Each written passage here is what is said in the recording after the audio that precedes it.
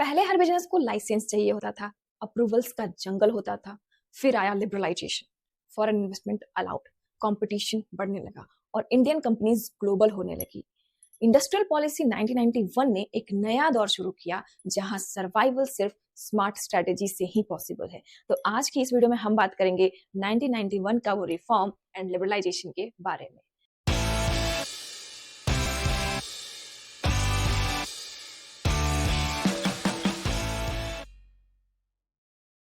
So hello everyone, मैं हूं Neha and welcome back to my channel Neha's academy. कैसे हैं आप सभी? होपफुली आप सब बहुत ही अच्छे होंगे एंड आई आल्सो होप कि आप सभी की यूजीसी नेट की प्रिपरेशन भी बहुत अच्छे तरीके से चल रही होगी। एंड साथ ही साथ अगर आप अंडर ग्रेजुएट हो या फिर पोस्ट ग्रेजुएट हो तो आप सभी के लिए भी ये वीडियो बहुत ही हेल्पफुल होने वाली है। तो मैं करा रही हूँ आपको पेपर 2 के कॉमर्स एंड मैनेजमेंट की प्रिपरेशन एंड साथ ही साथ पेपर 1 के वो सारे टॉपिक्स भी कराएंगे जो आपके लिए बहुत ही इंपॉर्टेंट होने वाला है। तो चलिए वीडियो में लास्ट तक जरूर बने रहिएगा और अगर अभी तक आपने मेरे चैनल को सब्सक्राइब नहीं किया तो प्लीज कर लीजिए, बेल आइकन को भी जरूर प्रेस कर लेना एंड साथ ही साथ आप कमेंट करके बताना कि आप सभी को मेरी ये वीडियो कैसी लगी। तो चलिए बिना किसी देरी के शुरू कर लेंगे हमारी ये क्लास। ओके, तो चलिए स्टार्ट करते हैं हमारी आज की क्लास। तो आज की क्लास में हम करने वाले हैं इंडस्ट्रियल पॉलिसी एंड लिबरलाइजेशन।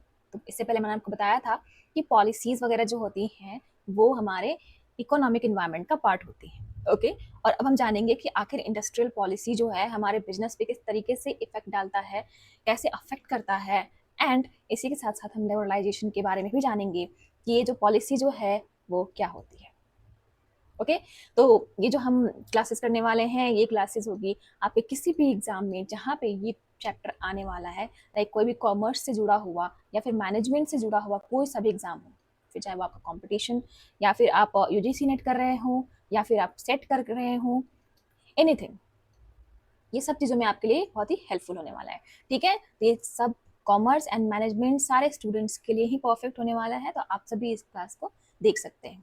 तो चलिए, मैं हूँ नेहा शर्मा और मैं हूँ यूजीसी नेट क्वालिफाइड कॉमर्स से और मैं भी आपको करा रही हूँ कॉमर्स की क्लासेस। ऐसे ही मैं आपके लिए लेकर के आने वाली हूँ यूजीसी नेट पेपर 1 की भी एंड पेपर 2 के भी सारे जितने भी टॉपिक्स होंगे वो सभी चीज़ें, ठीक है, करेंगे बेसिक्स के साथ ताकि आप इसको कभी भूल ना पाए।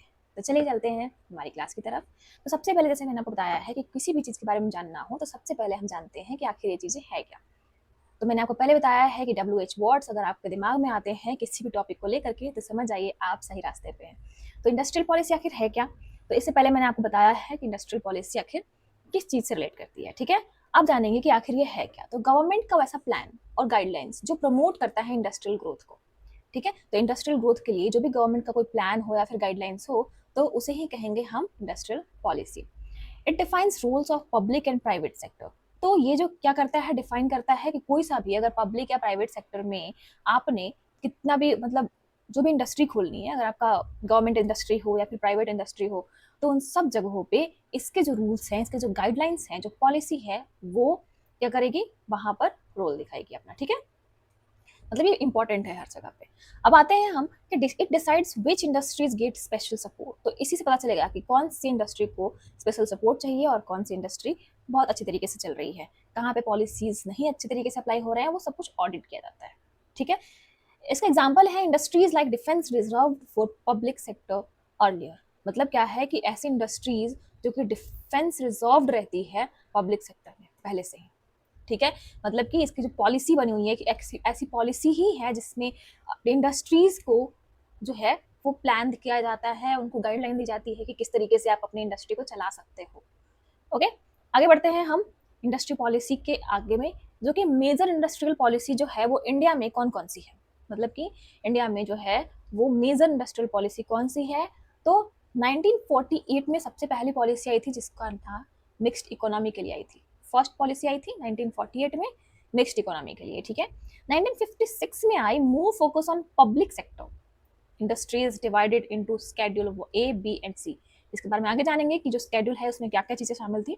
बट 1956 में है जो दूसरा इंडस्ट्रियल पॉलिसी आया था एंड 1991 में आया न्यू इंडस्ट्रियल पॉलिसी जिसको हम LPG के नाम से जानते हैं, जिसका फुल फॉर्म है लिबरलाइजेशन, प्राइवेटाइजेशन एंड ग्लोबलाइजेशन।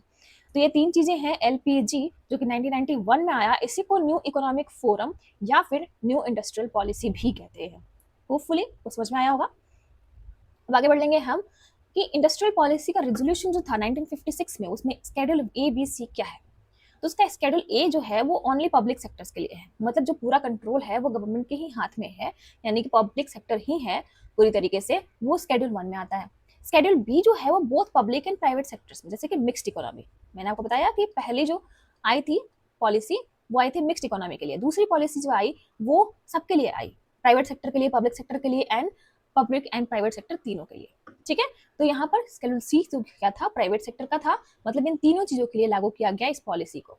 इसका गोल था build strong public sector and reduce income inequalities. तो इसमें क्या था कि उस टाइम पे पब्लिक सेक्टर्स को ज्यादा स्ट्रॉन्ग बनाना था।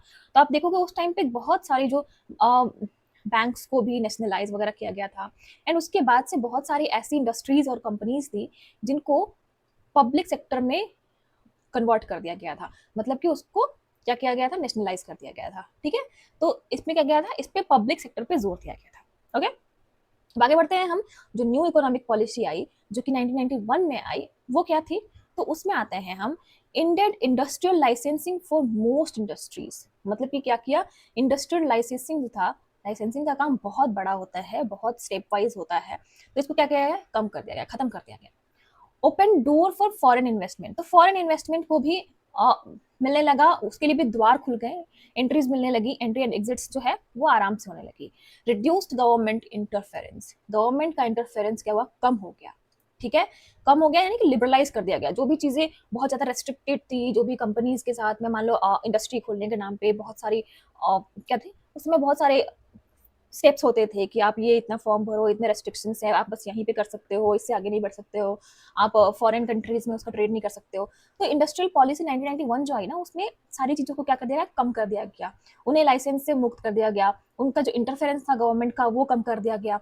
Encourage private sector participation, privatisation पे ज्यादा जोर देने लग गए, ताकि जो ब्रांड जो है, जो प्रोडक्ट्स हैं, वो उसमें कंपटीशन बढ़े, कंज्यूमर्स को पसंद आए, मतलब कि पूरा बहुत बड़ा मार्केट कर दिया गया इसका।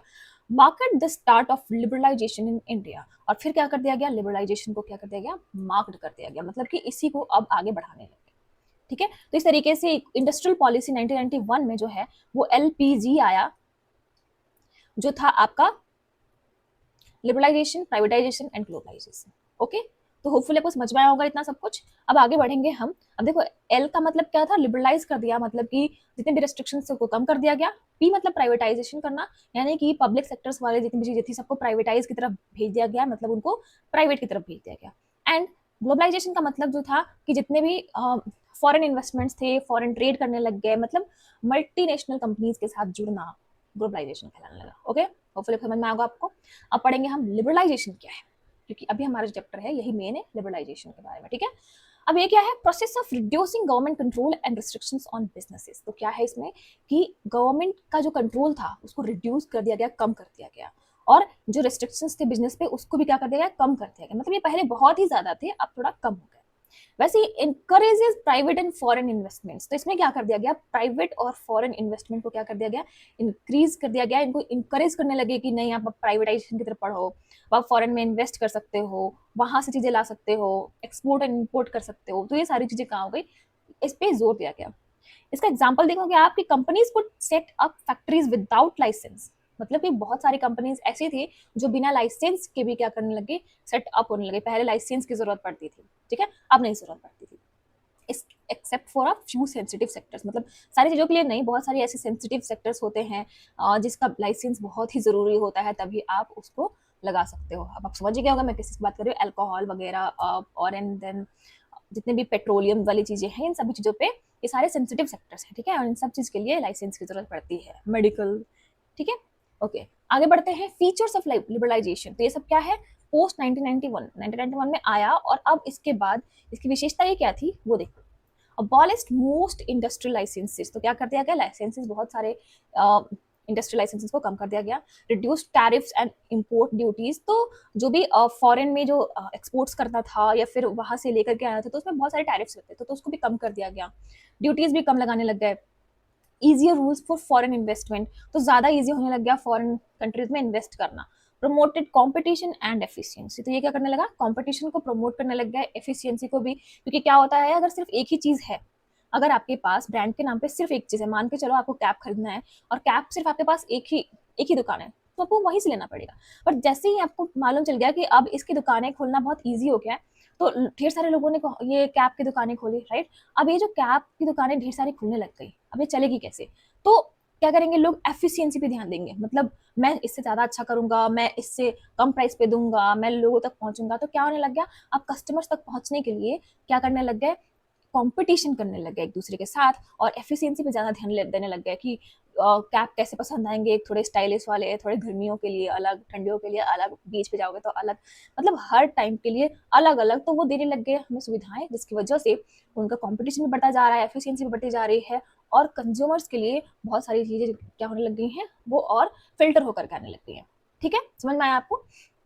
अब इम्पैक्ट ऑन बिजनेस देखते हैं, बिजनेस पे क्या इम्पैक्ट पड़ता है। तो easier to start and expand businesses, तो क्या हो गया, बिजनेस को स्टार्ट करना और एक्सपेंड करना बहुत ही ईजी हो गया है। Better quality and more choices for consumers, तो ये क्या हो गया है कि इसमें क्वालिटी और बेटर होती लग गई, कंज्यूमर्स को चॉइसेस मिलने लग गई। Increase private and foreign investment, तो इसमें क्या हो गया, प्राइवेट एंड फॉरेन इन्वेस्टमेंट में इंक्रीमेंट होने लग गई। बूस्टेड इकोनॉमिक ग्रोथ, तो जितना ही ज़्यादा आपके वो में, आपकी कंट्री में अगर आप बहुत ज़्यादा बिजनेसेस कर रहे हो तो इकोनॉमिक ग्रोथ भी बढ़ेगा आपका, मतलब इकोनॉमिकली आप ग्रोथ कर रहे हो। ठीक है, तो इसका एग्जांपल क्या है, growth of IT and telecom sector due to liberalisation. तो इससे क्या हो गया कि लिबरलाइजेशन होने की वजह से जो जितने सारे रेस्ट्रिक्शंस थे, रूल्स थे, वो थोड़े से कम कर दिए गए, जिसकी वजह से आईटी एंड टेलीकॉम सेक्टर जो है वो ग्रोथ करने लग गए। अदरवाइज आप सोचोगे टेलीकॉम के बारे में अगर हम बात करें तो पहले हमारे पास क्या था, बीएसएनएल। वो क्या था, वो हमारा पब्लिक सेक्टर था, गवर्नमेंट सेक्टर का है वो, तो पहले वही चलता था। लेकिन जैसे ही धीरे धीरे लोगों ने लिबरलाइजेशन का टाइम आया, और उसके बाद धीरे धीरे करके प्राइवेट चीज़ें आने लग गई, और अब देखोगे आप तो ये जो बीएसएनएल है, भाई साहब नहीं लगेगा, ये अब नहीं लगता है, बहुत कम लोगों के पास है। वाई, बिकॉज अब सब लोगों ने प्राइवेटाइजेशन की तरफ जाना शुरू कर दिया, उनको एफिशिएंसी मिल रही है, कंपटीशन मिल रहा है, प्राइसेस में कम मिल रहा है, तो इस वजह से वो अब छा गए हैं और बीएसएनएल बहुत ही लो पे चला गया है, राइट। तो ऐसी बहुत सारी चीज़ें हैं जो इस तरीके से आई है। ओके, तो मैं आपको बिजनेस पे कैसा इंपैक्ट डालता है। अब करेंगे हम हमारा सैम्पल क्वेश्चन। आपको बताना है कि आपको इसमें जो क्वेश्चन है उसको सॉल्व करना है। Which policy started liberalisation in India, कौन सी पॉलिसी जो है वो लिबरलाइजेशन को लेकर के आई है, 1948 में, 56 में, 1991 में या फिर 2001 में। इन चारों में से कौन सा ऑप्शन होगा, आपको बताना है कि कौन सी पॉलिसी ऐसी आई जो लिबरलाइजेशन को लेकर के आई है। तो अभी मैंने आपको बताया था इसका आंसर क्या है, 1991। ठीक है, option number C is your correct answer. 1991 की पॉलिसी आई, जिसको न्यू इकोनॉमिक फोरम भी कहते हैं या फिर इंडस्ट्रियल पॉलिसी भी कहते हैं, और ये क्या है, 1991 में आया। ओके, जिसमें हम एलपीजी के बारे में जानते हैं। अब आगे बढ़ेंगे हम, हमारा सेकंड क्वेश्चन जो कि आपको होमवर्क कंप्लीट करके लेकर के आना है, वो क्या है कि लिबरलाइजेशन क्या होता है, इसका मीन्स क्या है। More government control, less government restrictions, ban on foreign investment या फिर नेशनलाइजेशन। तो इन चारों में से कौन सा आंसर होगा, आपको बताना है। इन चारों में से आपका आंसर कौन सा होगा, आप प्लीज इसको कमेंट में जरूर बताइए। बताइए कि लिबरलाइजेशन मीन्स क्या होता है। ओके, अब चलते हैं हम समरी की तरफ कि आज हमने क्या सीखा है। तो आज हमने सीखा है कि industrial policy is equal to guideline to promote industries. ठीक है, तो इंडस्ट्रियल पॉलिसी क्या है, वो गाइडलाइंस है इंडस्ट्रीज को प्रमोट करने के लिए। 1991 में जो पॉलिसी आई वो उसने लिबरलाइजेशन को इंट्रोड्यूस करा, प्राइवेटाइजेशन को इंट्रोड्यूस करा एंड ग्लोबलाइजेशन को भी इंट्रोड्यूस करा है। ठीक है, और भी बहुत सारी चीजें हुई। Encourage private sector and FDI in competition, तो इन सब को लेकर के आया था कौन, एलपीजी को लेकर के आया 1991। अब आगे बढ़ेंगे हम, हमारा जो आज की क्लास हमारी जो है खत्म हो चुकी है। तो thank you so much for watching the video. Hopefully आपको समझ में आ गया होगा कि यहाँ पे जो मैंने आपको सिखाया है एलपीजी के बारे में, वो कितने हद तक आपके लिए सही है, और आप सभी को बिल्कुल पसंद आया होगा ये video. Thank you so much for watching the video, and अगर आपको वीडियो अच्छी लगी तो प्लीज़ वीडियो को लाइक कर दीजिए। कमेंट भी जरूर बताइएगा कि आप सभी को ये क्लास कैसी लगी, और अगर आपको कोई टॉपिक ऐसा लगता है कि मुझे ये जानना है तो आप प्लीज़ कमेंट करिए एंड दोस्तों के साथ शेयर जरूर करिए। And wish you very all the best. मिलते हैं नेक्स्ट वीडियो में नए टॉपिक के साथ।